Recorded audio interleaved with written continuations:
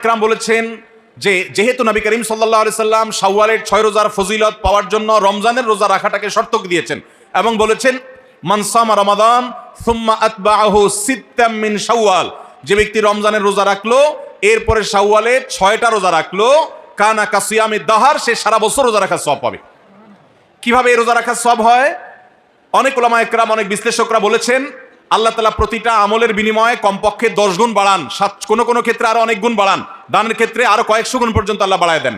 10 গুণ করে যে বাড়াবেন, এই জন্য রমজানের 30 দিনে 30টা রোজা আর শাওয়ালের 6টা রোজা, মোট 36কে 10 গুণ দিলে 360, সারা বছর রোজা রাখার সওয়াব হয়।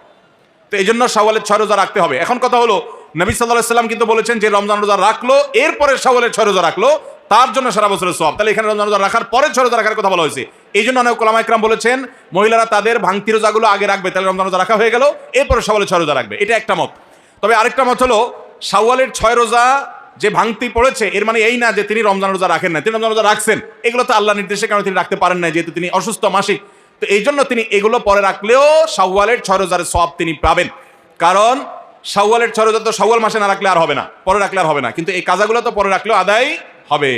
তো উত্তম হলো কাজা আগে করে যদি শাওয়ালের 6 রোজা রাখতে পারেন সবচেয়ে উত্তম, না পারলে অন্তত শাওয়ালের আগে রেখে কাজাগুলো পরে রাখলেও আশা করতে পারেন আল্লাহ তাআলা শাওয়ালের 6 রোজার ফজিলত দিবেন।